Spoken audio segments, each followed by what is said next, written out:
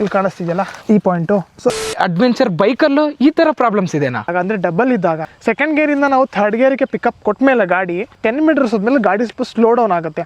Main Rust ಇದರಲ್ಲಿ wash ಮಾಡಿ ಬಿಟ್ಟಿರ್ತೀವಿ, actually Rust problem ಜಾಸ್ತಿ ಬರುತ್ತೆ. ಫ್ಯಾನ್ ಆನ್ ಆಗುತ್ತೆ ಇದರಲ್ಲಿ. ಯಾವ್ದಾದ್ರು KSRTC ಬಸ್ ಒಂದು ಬುಷ್ ಅಂತ ಸೌಂಡ್ ಬರುತ್ತೆ, ಆ ತರ ಸ್ವಲ್ಪ ಫ್ಯಾನ್ ರೈಸ್ ಆಗ್ತಿರುತ್ತೆ ಅವಾಗ. ಇಷ್ಟೊಂದು ಅಡ್ವಾಂಟೇಜಸ್ ಇದೆನಾ? ಒಂದರಲ್ಲಿ GPS ಲೊಕೇಶನ್, ಇದು ಬ್ಲೂಟೂತ್ ನ ಫೋನ್ ಕನೆಕ್ಟ್ ಮಾಡ್ಕೊಂಡ್ರೆ ಇಲ್ಲಿ ನಮಗೆ GPS ತೋರಿಸುತ್ತೆ. 100% ಅಕ್ಯುರಸಿ ಅಂತ ಹೇಳಕ್ಕಾಗಲ್ಲ. ಏನಂದ್ರೆ ನಮಗೆ ಟ್ರಾಕ್ಷನ್ ಕಂಟ್ರೋಲ್ ಇದೆ ಈ ಬೈಕಲ್ಲಿ.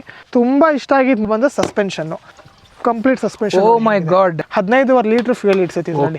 ಸೊ 220 ಮೀಟರ್ ಗ್ರೌಂಡ್ ಕ್ಲಿಯರೆನ್ಸ್ ಕೊಡುತ್ತೆ. ಸೊ ಒನ್ ಬಲ್ಬ್ ಮಾತ್ರ ಆನ್ ಆಗಿದೆ.